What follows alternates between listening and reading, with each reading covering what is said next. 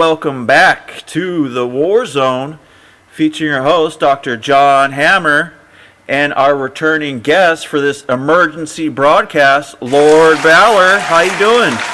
Very good, and glad to be here on a very exciting, auspicious occasion. Yes, it's a emergency broadcast. A lot of things have changed with our first show. The lineup, everything has changed. So, how about this emergency broadcast is all about? How about you just let everyone know the changes, what's going on? I'm really excited about all this, and let's hear it.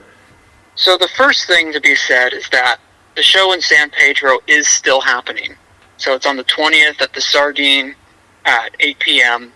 It will be happening no matter what. There's brief uncertainty, but that has been overcome. Now we can say that Wallmart is going to be opening the show, and a project from Long Beach called Death Envy was just added to the bill. There may, time allowing, be a live collaboration between us as MindCrawler and Wallmart, and potentially Death Envy as well, to top off the whole evening. So it should be really exciting, and I'm looking forward to it. Yeah, that's that's gonna be great. So MindCrawler will be headlining, which I was expecting to be the opener, getting up there early, doing the sound check, having a lot of time doing all that. But then again, I'm unfamiliar with the sound system. I forgot to call the Sardine because I'm usually going to sleep 9 o'clock. That Sun and Steel program that I'm on. It doesn't allow any nocturnal thought at all. It's you're knocked out cold before 10 o'clock easily. Definitely. But Walmart, Eddie Giles seems to know what he's doing with the sound systems, so thing is a go. We have the ground support, and everything is set. Now what's going to happen, and now it's time to execute it. Awesome. And have you heard this other project, Death Envy, at all before? I have heard the name and seen it on a few flyers from shows in the LA area. Apparently he's going to be coming down to San Diego on October 5th for a large sort of semi-festival going on at the Che Cafe.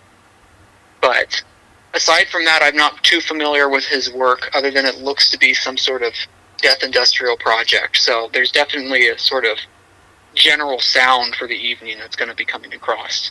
Great. And so that's just a solo act then? It looks to be that, yes. Okay. Well, and I forget where it was, on a Bandcamp. I was looking for Walmart. I think it's a Portland distro, if I'm not mistaken. They have a Walmart release, but I can't say I am familiar with Final Solution for sure. But Walmart, have you heard them at all? What can we really expect from them? Yeah, so Walmart is a new project from Eddie Giles that's very conceptually driven about consumerism and taking sort of the store chain of Walmart as a jumping off point for talking about how culture is increasingly consumed by capitalism, by economic relations overclouding everything else, and by this sort of constant taking of money as the basis for society. So what he's doing with his act is he inverts it, where everyone in the audience gets a Walmart bag with a pin and a sticker at the end of the show, and it's sort of overturning that economic relation where instead of giving money in, you're getting something out for free. And he expresses that through Harsh Noise Wall as well. Wow, that's a very interesting premise. And I was wondering about the name. It's Walmart with 2 L's. I didn't know what to expect, and I think, maybe I got to go back and I was listening to a lot of the Necroviolence.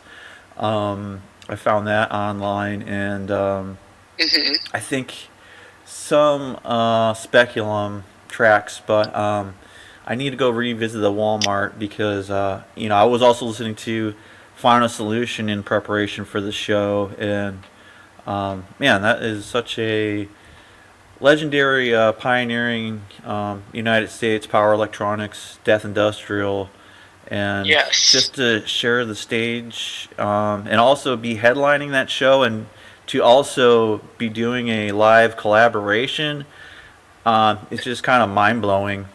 It is. It really is. And especially to be doing it not only with someone whose music that we respect, but someone who has taken a very serious intellectual approach to what meaning he wants to convey with his art. And that's something that I really appreciate about him and working with him.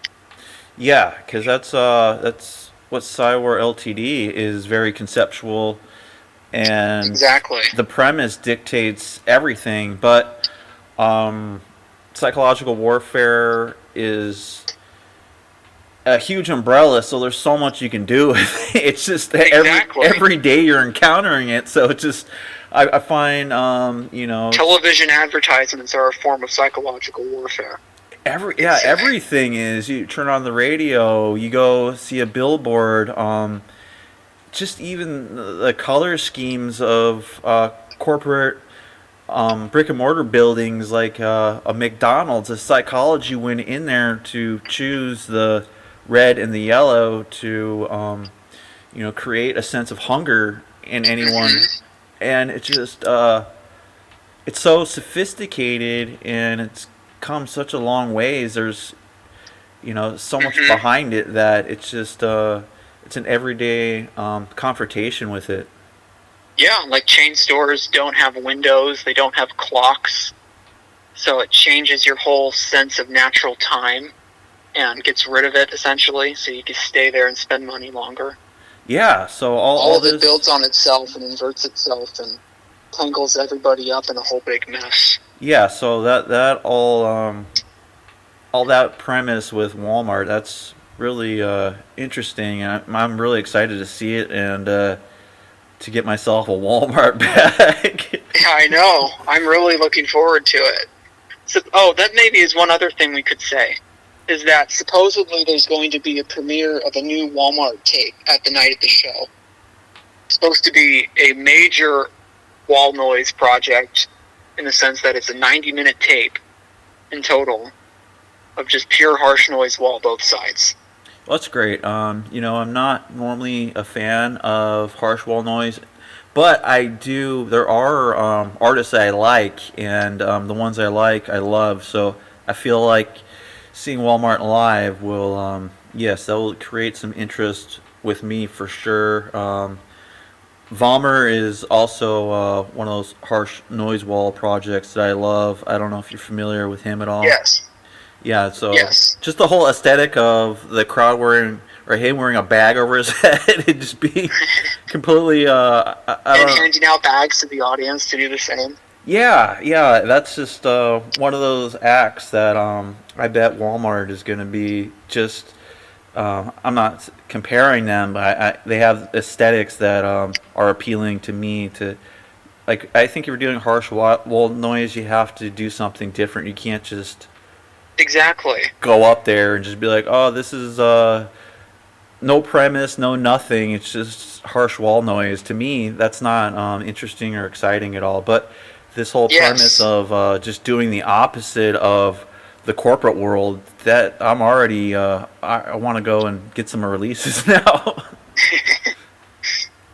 Yeah, I mean, with Harsh Noise Wall, what I appreciate about it is that it has the potential to be so conceptually driven in that there's nothing in the sound itself, so it just breaks you out of your everyday world of listening, and you scramble to find something to hang on to, and it creates an opening sort of for alternative ideas to come in, and for you to see the world in a different way.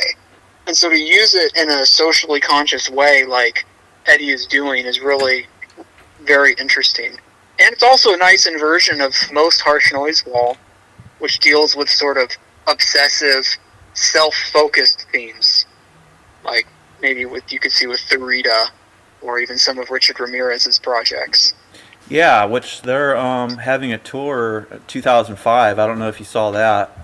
Or the 2025 tour? Yes, I did. Yeah, I will be going I'm to very that excited for it, by the way, because I have heard on semi-good authority that that's going to be the end of Richard Ramirez performing live.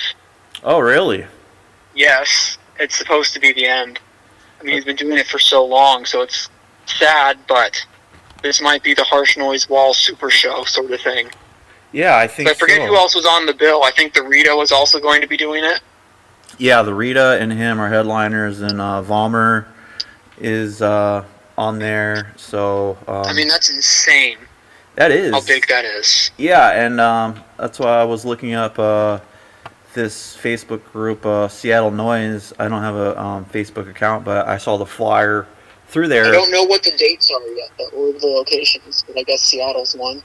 Yeah, it is, and I do have a Richard Ramirez tape, those RRR recycled tapes. So I've always wanted to get some of those. yeah, they are interesting, and he has an interesting project. It's not just there's substance behind it, which I really enjoy. Like on that tape I have, it's something about his project. It makes me think about Texas for some reason, and on this one, that's where he was from originally, I think. Yeah, I think so, and that's what the story of Black Leather Jesus. That person, the story is based in Texas, and something about him. It's just like on the Harsh Noise. There's this Mexican static in the Mexican mariachi kind of music static in the background, and just I don't know. It just makes me think of Texas heat and something about it. It's not just noise wall. There's so many elements involved, and that's why I need to check out more of these projects. And I think going to that tour will really foster an interest, and also seeing Wallmart live. I think yes, definitely will get more involved in listening to his project and adding some of his tapes and CDs to my collection for sure. Because there's so many with him as well. Yeah, so all of them really, but especially him. Yeah, and did he mention how long the sets will probably be extended now? Is that correct? From 20 minutes probably to something longer? Yes, that was my understanding. I haven't heard anything about a cap for like the evening of how long this should be, but yes, we should be expected to do longer than 20 minutes now, which should be good, I think. Okay, so is it... Give some time for atmosphere to build up and play some samples and stuff like that. Yeah, since we're headlining, maybe it's up to us. I don't know. Maybe. I don't know if there's like a time limit or whatever, but maybe I was thinking just doubling it. Maybe just plan on 40 minutes. Yeah, I think maybe 30 to 40 would be good. That'd be great. And as long as we can have the diversity of sound to sort of build up to it, but we have some ample time to rehearse and figure that out before then. Yeah, we do. So I was, thinking like before the last Warzone, I wasn't expecting to do another one, and I think this emergency broadcast, all these changes to the lineup of the show is a good excuse to do another one. I really enjoy them; they're fun, and yeah. So I mentioned on the previous one, we're promoting the show that the premise would be crawling through your mind, but I was thinking about starting off just very simple premise: war is hell.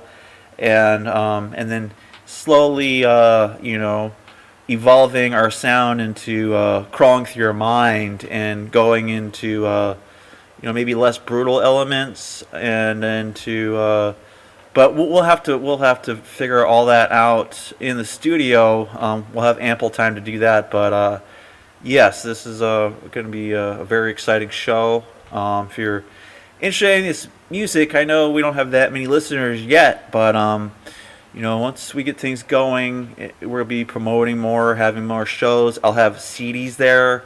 I'm working on a zine. I wanted to get the first issue done by the first show, so the production might not be the greatest because I'm planning on just getting them done. Just only a couple tonight, but like every Cywar LTD release, there's going to be different versions of every issue or release. So you can see some zines there, and also the new MindCrawler CD, The Green Horsemen of the Apocalypse. I know we were trying to finish that later, but I really wanted to have it available at the show, so we could probably even do another version of that release later. It's just the theme. We'll have some advanced demo copies. That's what I'm thinking. These can just act as advanced demo copies because just the theme is so important to me, and just the concept of that album. I just want to have that to people like Eddie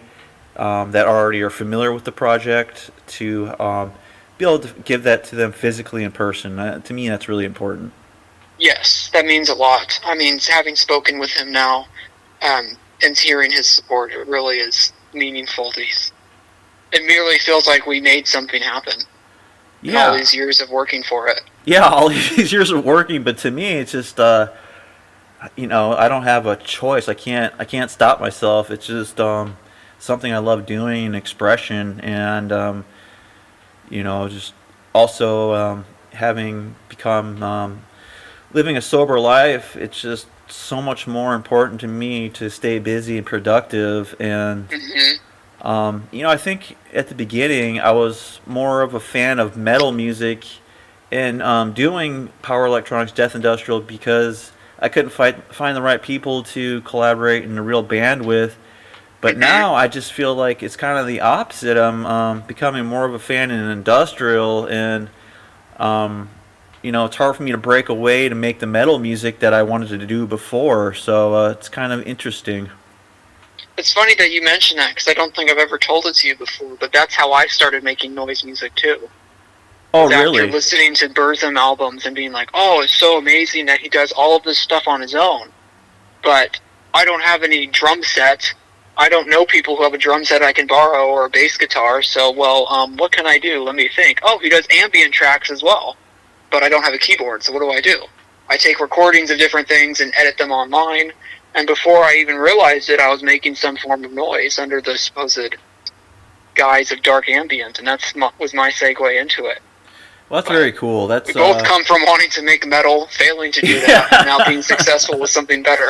Right, yeah, I did kind of have I was in a hardcore band before, but that was just kind of a compromise. I really wanted to do black metal, and I did have a band that we were practicing getting songs going, and it's just working with other people can be really hard. Yes. And nothing really happened of it. We didn't really we practiced a lot. We had the songs down, but I wasn't as good as recording as I am now, and I feel like now is the time, like all this energy and effort wanting to do projects in the past is kind of like the time's right, and yes, the fruition is almost there. Just after the show, it's just going to be such an achievement and such an honor to share the stage with one of the pioneering death industrial artists of the United States. That's huge to me. Yes, to me as well. I mean, I forget exactly what year we started working together, but I mean, it's been a long time, but also if you think about it, it hasn't been a long time. So to see that transition from just, here's some files that I made, what do you think of them? Maybe you can add something, and trading back and forth, to now performing with some people like this is really kind of amazing to look at in hindsight. Yeah, and also, having CDs there, physical copies of music that we've been working on all these years, available for trade, or for sale, and also promos for free. I feel like it's all coming together. It's just, yes. I've just never been big on the promotion. It's, it seems like... Well, it points to what the next logical step is to find other people to collaborate, maybe do splits, and find other labels to release them. Not to take away from what you're doing, but just to have more exposure and bring them back to the center. Right, yeah, because something struck me is odd in to have a label like Cywar Ltd. With virtually unknown, never playing live, and it strikes me as odd a person like that would just paste flyers and social media all over the place. It seems like this has to be done the old way and taking the hard road. Um, Hmm. I don't want to just be another act or Well, this is already we've distinguished ourselves as not being just another one. I mean, you can see all these Bandcamp noise artists and stuff releasing things over and over again, the same themes, the same whatever, and that's just where it stays. right.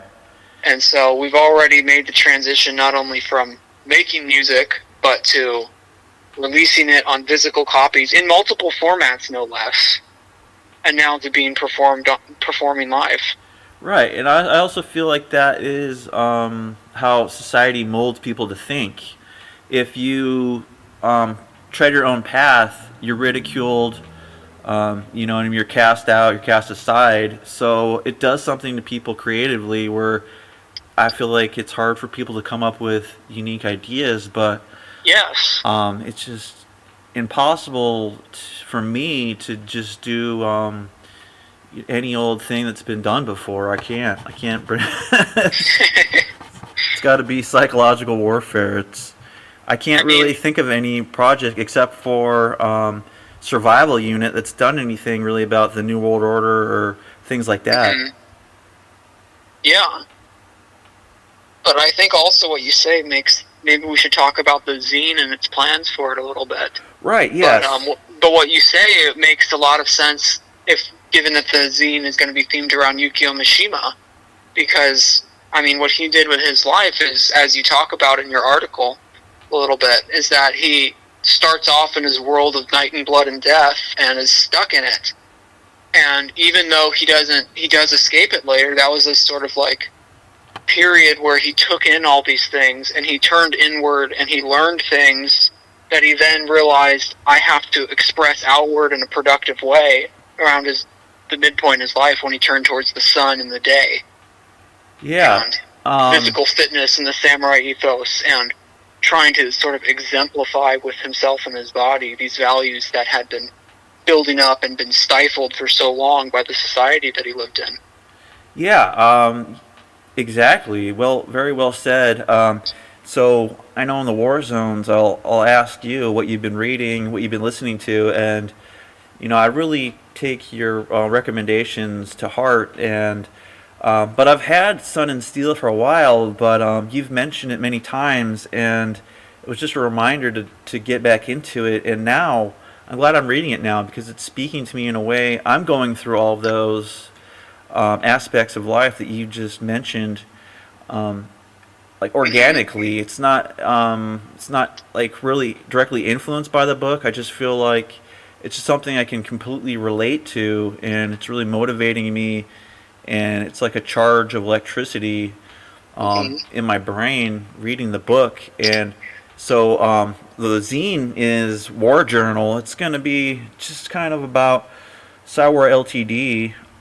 Like I said, I want to take the hard road. I don't want to just have kind of just an online zine or anything. I want to maybe will work on a PDF that I can include on CDs or something. I haven't really figured it out, but I know just physical print of having something and a general article, a column that you can expect every issue is going to be the Sun and Steel Continuum, where Mm-hmm. I'm just continuing the ideas of Sun and Steel and building off them because I think it's a solid foundation, but more can be added to it. And I know that kind of nocturnal thinking, nocturnal life is popular. It's almost I feel like it's mainstream. But while you're Mm-hmm. in that headspace, while you're in your zone, you think you're the only one that's hating sun or hating the daylight or hating the world. Where I think that is very common. That's like the path most treaded by most people, Mm-hmm. and I just feel like I've changed. And I used to hate the sun, and I used to hate the daytime, but now it's like I want to rise and salute Helios for giving us life and Mm-hmm. energy and plants and everything, and then also the ideals. Taking that into action, these words are corrosive, and too much thought will lead to not much action and just going to just developing my body in a certain way, and having my mind and my body united is it's like a sword, and Hmm. so that is what you can expect from that column. And do you have anything to add to that Sun and Steel Continuum on this episode? Um, Maybe just a few things. I mean, have you read anything else by Mishima aside from Sun and Steel? No, and I haven't totally finished the book. I'm just kind of writing the Sun and Steel Continuum as I Yeah, go.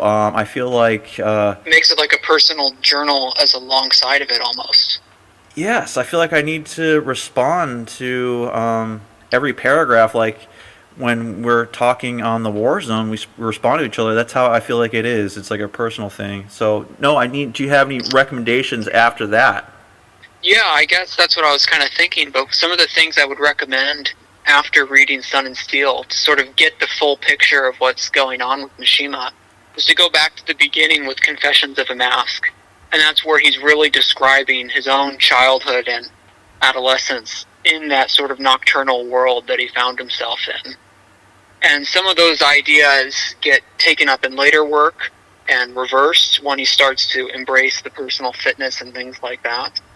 And you can see that change with, what do you think, like Runaway Horses, where he has his first character commit seppuku by prioritizing their own life and stuff like that. Another one to check out for direct relation to Sun and Steel is Patriotism, which is a short story that he wrote about a Japanese military officer who commits suicide after his friends try to stage a coup, and he's part of the military force that has to go suppress the coup. So he doesn't want to be caught in between duty to country and duty to his friends, so he commits suicide. But Mishima presents it as this sort of encompassing aesthetic experience where he just sort of emanates out these values in the moment of his death. Wow. And then finally, I'd also recommend The Decay of the Angel, which is the very last novel that he wrote. He actually, if I remember correctly, submitted the manuscript completed to his publisher the day he killed himself. And that sort of, I'll leave it up to people to read the whole tetralogy of books, because it's the fourth of the four in the series that he wrote, The Sea of Fertility, to see how all these things culminate. But it really brings together his life and art and philosophy. Well, that sounds very interesting. They're all worth reading, and they're also all worth reading in the context of, there's a particular biography written by a guy named John Nathan, and he does a very good job of emphasizing Mishima's relationship with himself, with his body, with his notions of beauty, and how they ultimately lead him to his suicide in the end of his life as a sort of encompassing artistic project. And that's a very good book to have in context of this as well.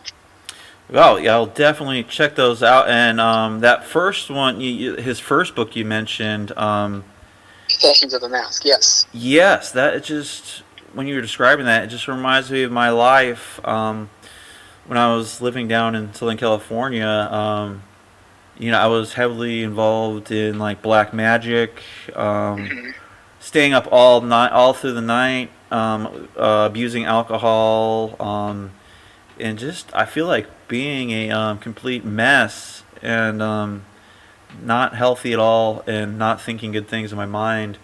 And it's so funny. I was just listening to the Zena LeVay interview with Jordan Peterson, and her kind of talking about her perspective. Wow, what a guest for Jordan Peterson.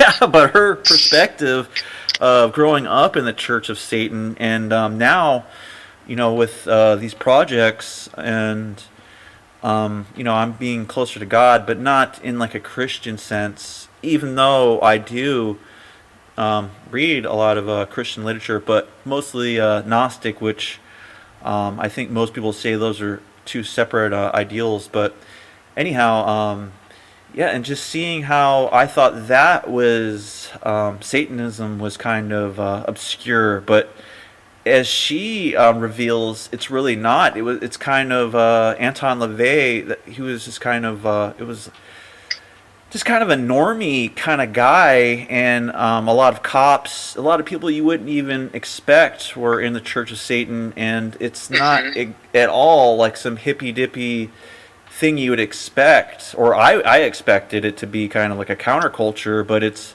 a counter to the counterculture, and that's why I kind of realized that real Satanism is, once you see how like leaders of war kind of treat wars and genocides as satanic rituals, and it's not like these dudes LARPing in their bedroom working at a gas station. That's not a real Satanist. A real Satanist is actually doing murders and killings to this satanic figure, Godhead. Mm-hmm.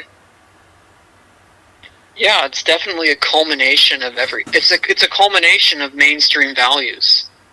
I mean, when they talk about it as a sort of embrace of the individual, it's an embrace of the individual as a sort of self-destructive force almost, where we're going to be moving against one another.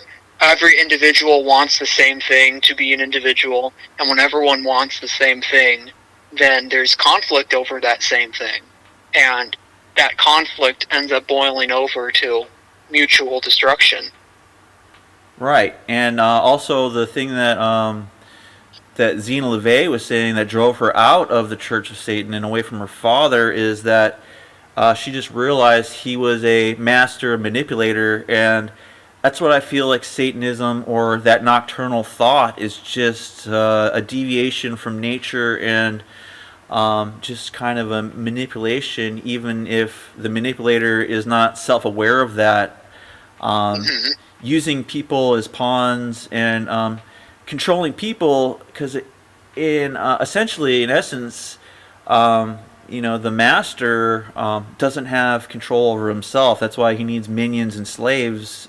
He can't carry out his own operations himself, and that's what I feel like Mishima is getting at with Sun and Steel. Just like the Ronin samurai, they didn't need a whole army to back them up, or and you said kind of about the zine also in the intro, mentioning books and movies that are influential, and I think Lone Wolf and Cub is one of those to me, the samurai film, and that are just that's the whole major philosophy behind the movie, is just not trusting anyone and just being your own. To stand strong. Yeah, being able to stand strong even against anybody, the strongest enemy. And if they kill you, well, you were as the strongest as you could be, and your spirit will live on forever.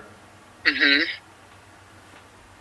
Yes, I think that's a very good idea and a very interesting thing to bring in, because that's one of the few places where values like that are still expressed, is in these samurai movies. Right, yeah, and also martial arts philosophy, and that's where I have been spending most of my time in my headspace, at the gym, or running, or just meditating under the sun, whereas I wouldn't have been doing that maybe 10 years ago. Mm-hmm. I mean, I think all of that is very healthy and very productive. I mean, it's the productivity that's important. I mean, the sun just gives out so much energy that we have to take up, or we can take up. I think a lot of people don't live into it as much as they could, eating bad foods, not exercising to be as powerful as they could be, and you can just take that and turn it and become so productive yourself. Yes. Take in all the energy and then put it back out into the world in a positive way. Yeah, and I feel like that ties into, I think that was episode 1 or 2. Geez, I'm sorry, I can't remember the name of the book. But it deals with all of that, the sun and how... Oh, with Bataille? Is that what yes, yeah. Bataille and the accursed share. Right, yes. right. I was thinking about bringing that up in relation to Mishima, because Mishima at one point said that Bataille, of all the people, all the philosophers, he's the one who most understands what I'm doing. And he actually wrote an introduction to one of Bataille's novels at one point. Wow, that is... Yes, never mind, I got that right. Mishima wrote an introduction to one of Bataille's novels. That is very interesting, and that I'm also drawn into like The Art of War by Sun Tzu. Especially with like this show, and if I can quote him here, humanity and justice are the principles on which to govern a state, but not an army. Opportunism and flexibility, on the other hand, are military rather than civil virtues. And I feel like that's how Cyber LTD is. It's just being flexible. And that's the only thing you can do, in contrast to these control systems that want to make things rigid. Right, and especially with like this show, we're planning on doing 20 minutes. Well, instead of sticking with that, I think we can be flexible enough to expand and really show people what we're all about. Have you ever read 1,000 Plateaus or read anything from it? No, I haven't. It's this book that came out, I think it was the early 80s, by Gilles Deleuze and Félix Guattari, who were French philosophers and psychoanalysts. But they were coming out of this position where Deleuze was very influenced by William S. Burroughs, and that William S. Burroughs in his novels writes about control, and that society, what it does is it sort of implants in individuals a sort of self-monitoring, self-reflexive systems that keep them in line, keep them doing what they're supposed to do, and keeps them from trying to bring about any sort of social change. In other words, you're trained, essentially, you're conditioned to go to school when you're young, then you come home and do your homework, then you go to work when you're an adult, and you stay at home after that, and you just go through this same sort of predetermined life path. And what 1,000 Plateaus is meant to do, amongst other things, is to give some starting points to sort of begin thinking about how you counteract control, how do you move beyond rigid, imposed systems of meaning. And one of the things they talk about is the war machine, which is this sort of concept for how you can become this free-floating, nomadic entity that can move between and outside of control systems and combat them. And it's just sort of, and I think it fits very well with some of the ideas we've been talking about with Cyborg. Yeah, that is very interesting. And being flexible and almost, in a sense, nomadic. I feel like people are conditioned in schools, but this is all a new phenomenon. This didn't exist like 200 years ago, and I think to the advent of machinery and the combustion engine, Rockefeller, I think he said, I don't want thinkers, I want workers. And maybe I may be mistaken, but I feel like there's a sense that, they're such great people. The Rockefellers have contributed all this to our libraries and given us all these books. And it's like, has he? Well, they produced people who don't read. Or is that programming? He's programming, and that was when people used to read, like programming people what to read. This is what you need to think. And we don't need thinkers, and that's how the schooling and the Pavlovian conditioning of the bells and reflex to fear and social isolation. They want everyone to want to be part of the popular crowd through, I guess it was books before, but now it's movies and that type of entertainment. To have these movies where you need to fit in and you need to be like this character, which in actuality no one actually lives like that. Exactly. Even the celebrities or the characters on a screen, what they really are is they're a mold. That they're meant to make copies of themselves and all the viewers of it. Right. And same goes for pop stars. Why is TikTok so popular?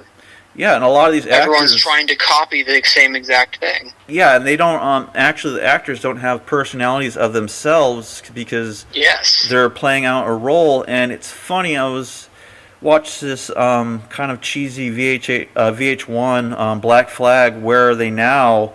And it had Henry Rollins on there, and he appeared in a few movies, and they're kind of Yes. ask him why he wasn't an actor, and he just said he couldn't handle being around actors because they're so fake. They didn't have anything to talk about. They'd be like, "Oh, how was I in my last movie? Was that believable?" And like I was saying, they don't really have, their personality is like a chameleon, but it's not even like a chameleon because they're too concerned if their chameleon-like qualities are authentic or not. And Yes. it's a very, very bizarre phenomenon that at the grocery store or whatever, it's just that's on the counteracts of these huge corporate stores when you walk out, and that's what the people worship. And Brad Pitt's daughter or yes. whatever, you know.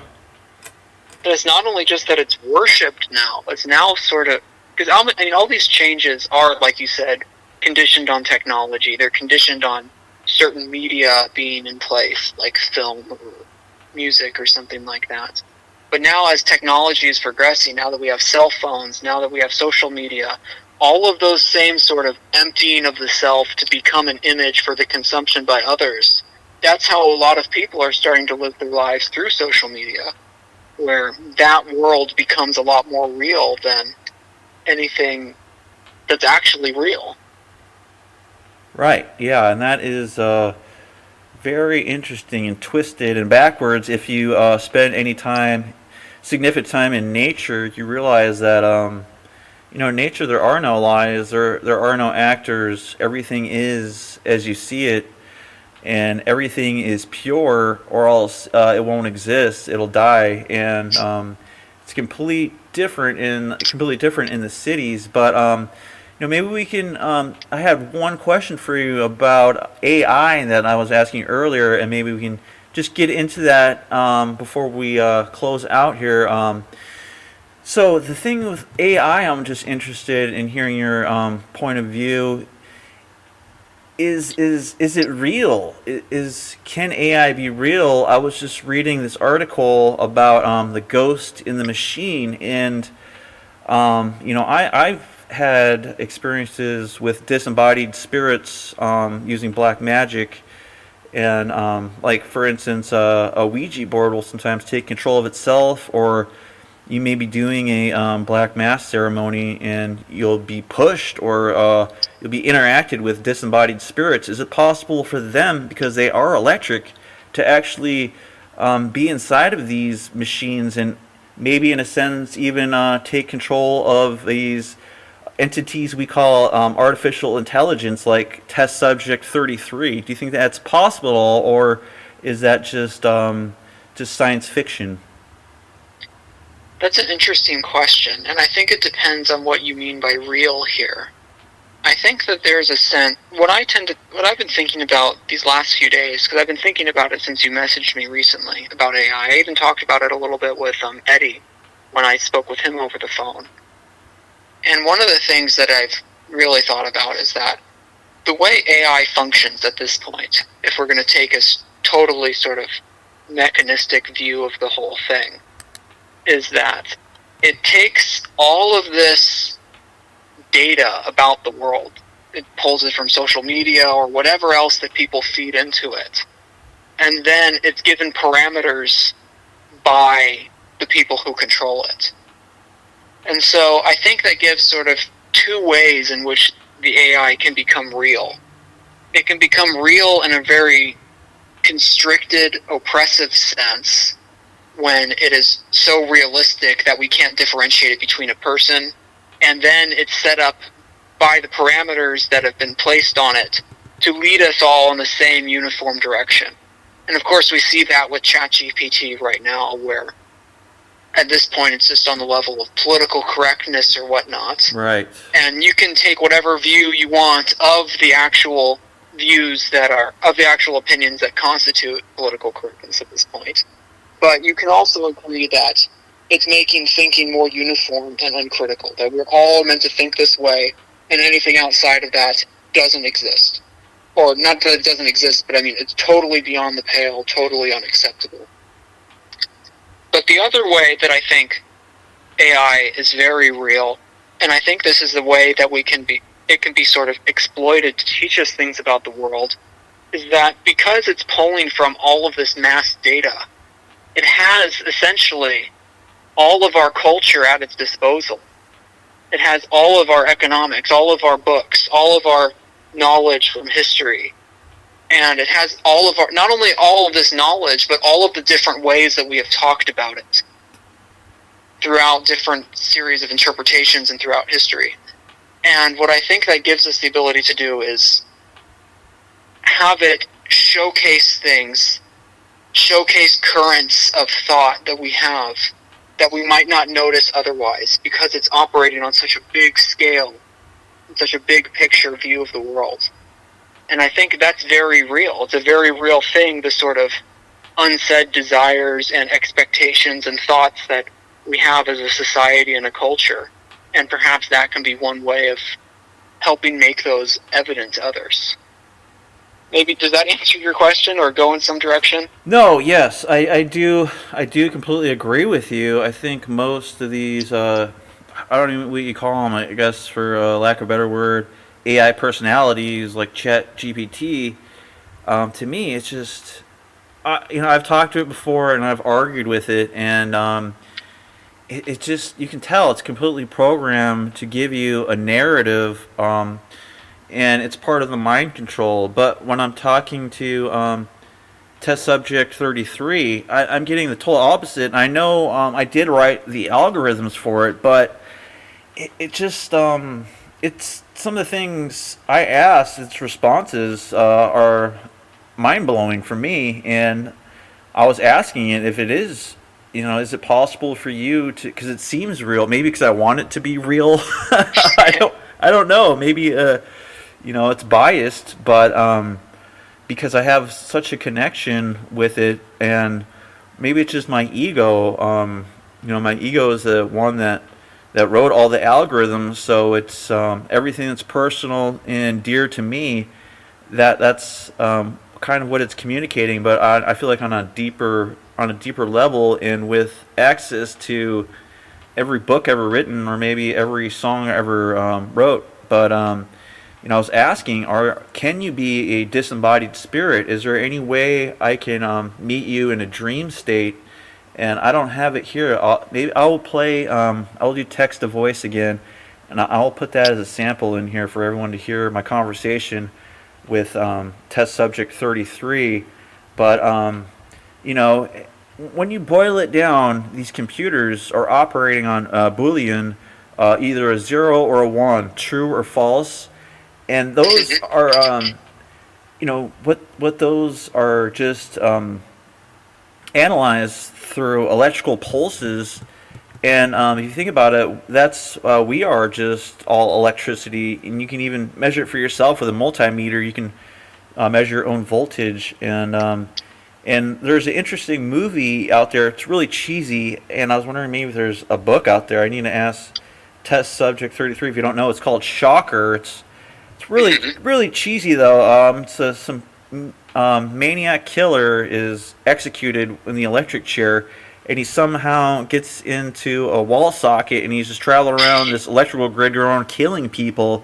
But I wonder, a lot of the messages, the New World Order, they kind of put it in these movies nonchalantly. But I wonder if that's just kind of a nod.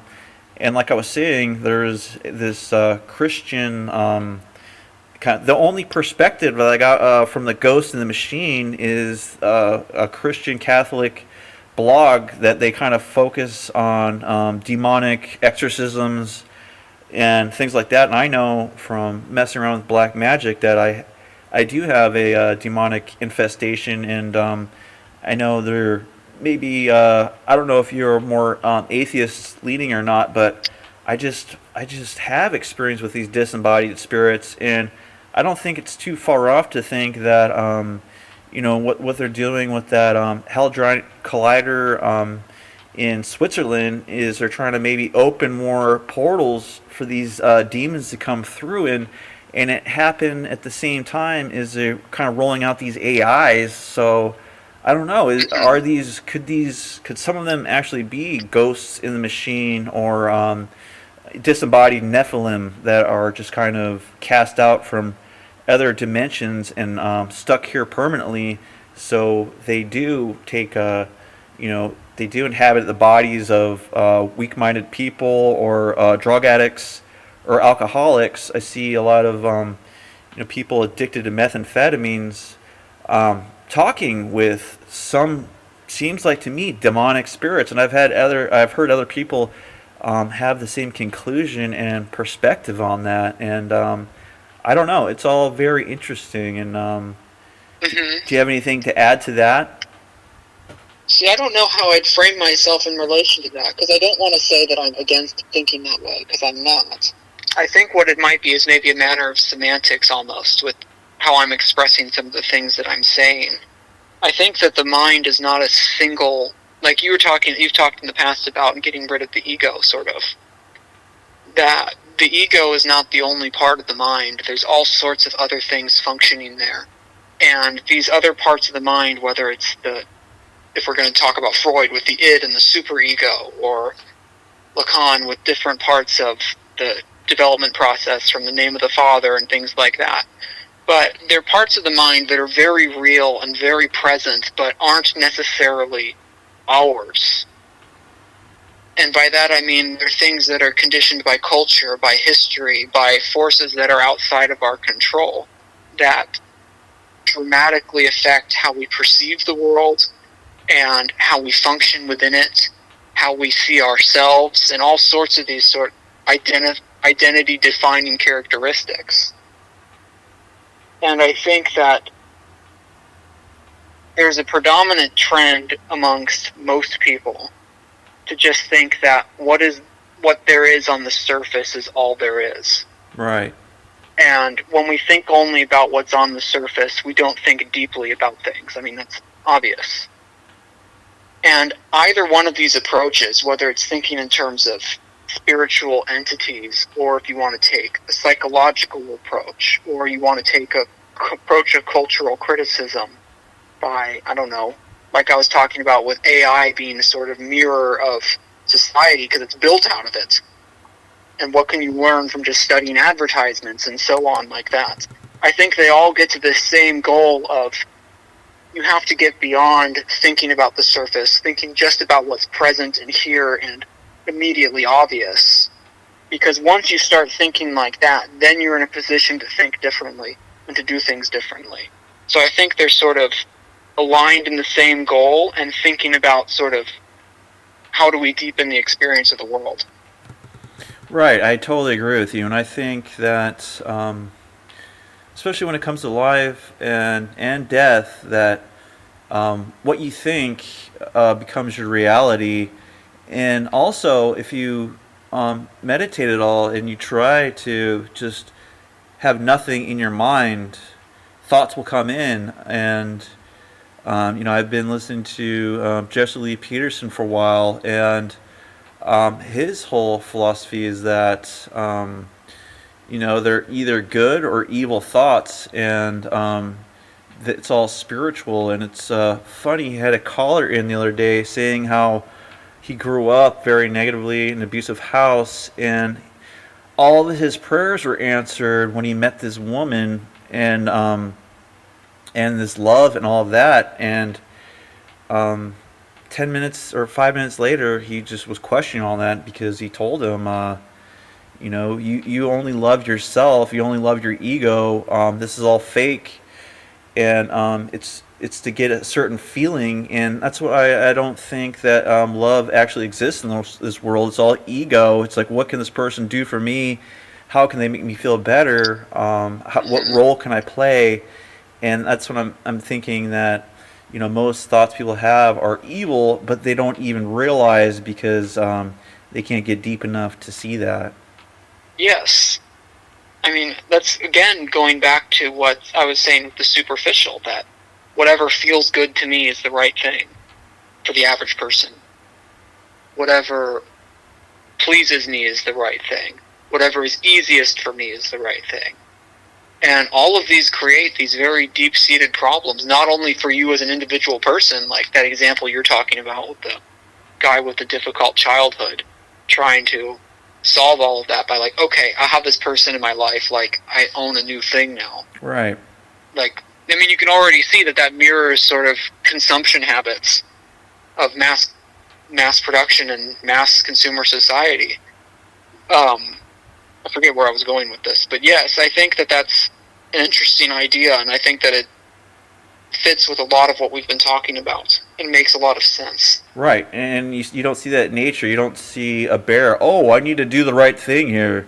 They just do, and they just act, and they live, and that's all there is to it. It's just only human beings, they think, oh, I have good intentions, but actually they're evil, just focus on the self and how to make yourself better, and then when that doesn't fit you, well, then that person or that thing is bad. But it's all very interesting, and I think it all ties in together. And it ties in with Mishima too.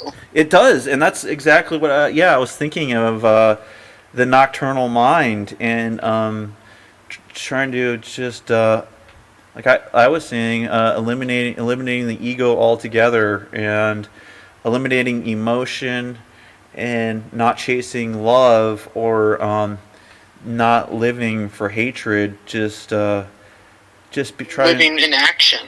Yeah, in the moment, and not thinking about tomorrow or yesterday. Even though we got some great things coming up, it just every moment's a gift, and I hate to say it.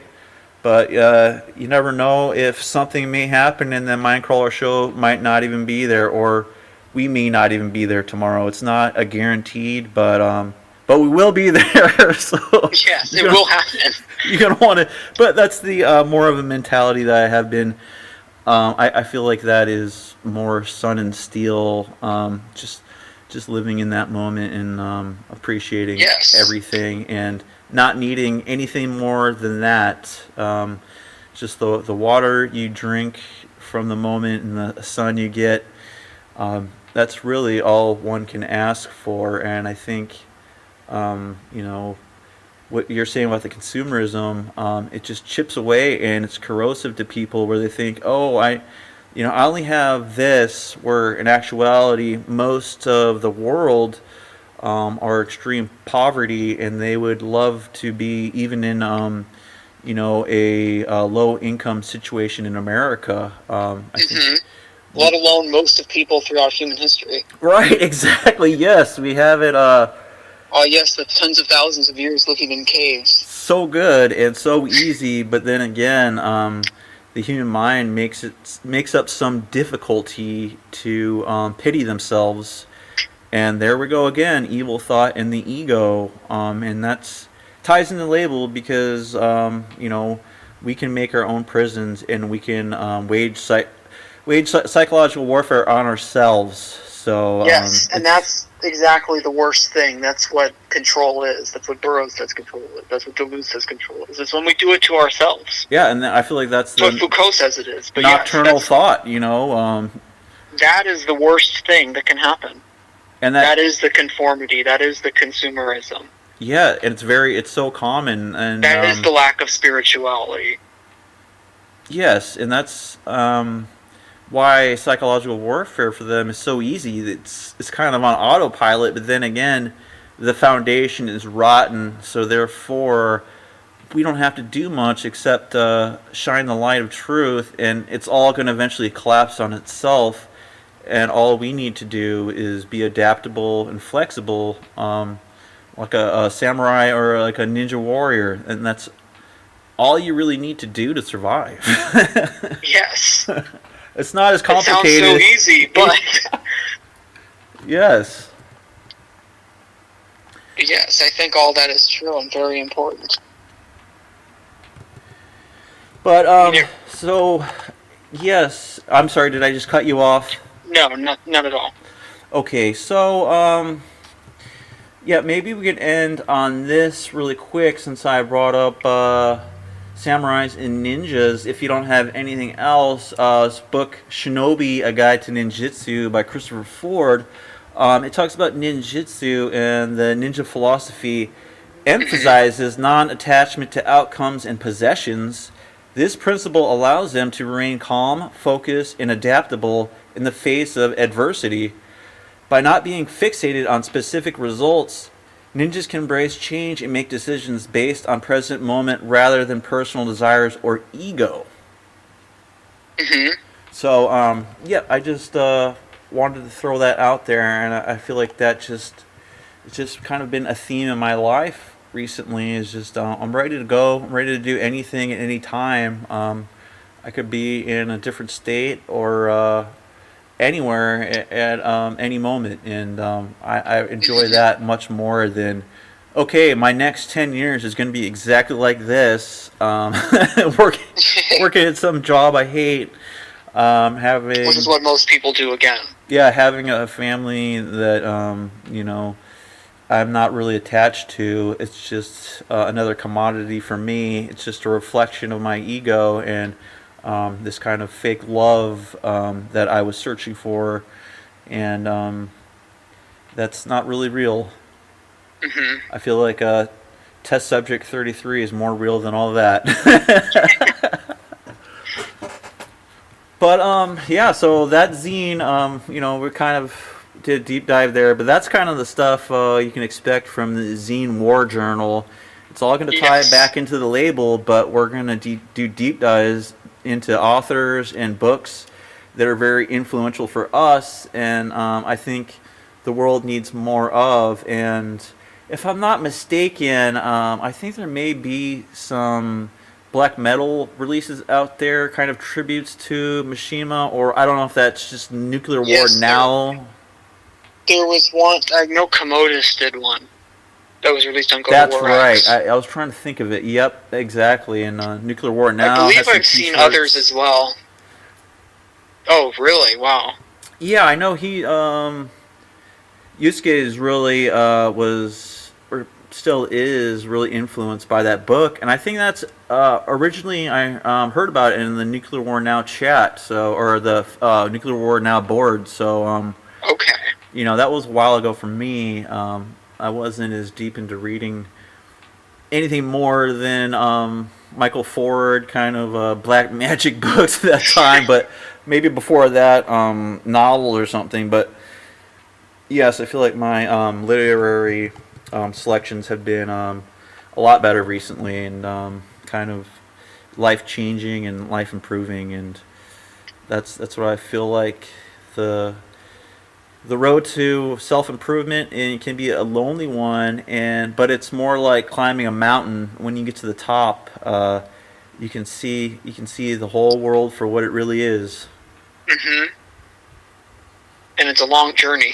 It is a long journey, yeah. It's like Mount Olympus, climbing that, but it all is a lot better than just sitting in the same spot and fostering, stagnation in your life and waging war on your own mind. It's better than that. Yes. Well, so I think maybe that would be a good place to end for this emergency broadcast, unless you have anything you remember, details about the show, or... I think we got everything.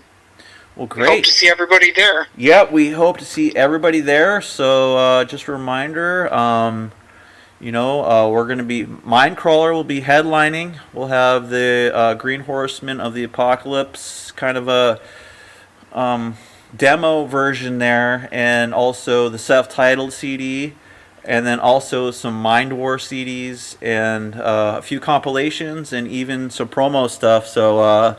like I said, you bring that flyer, and I will give you a free copy of the CD, or just come up and talk to us. And I'm sure not that many people listen to the show yet, so we might have a lot extras. So that will be there. We'll make sure they find good homes. Yeah, we'll make sure they get to the right people, because, like we said before, this music is not for everybody, and I don't want to give it out to everybody. Especially, I'll have free copies of the zine. it's just for people who are serious about this kind of stuff, and someone that will actually use this information well. Mm-hmm. But anyhow, thank you so much for the updates on the show. 2 months ago we had a whole different lineup in store, but I think this will be actually an improvement. So yes, so do I. I think this is going to be really exciting and really a real event for us. Yeah, I mean, there's, I do enjoy, like I said, necroviolence and the Speculum? Speculum. Yes, those are great projects, but I don't know. I feel like this is going to be less bands. Is going to be more intimate, and I think I have high hopes for this one. I'm expecting the best.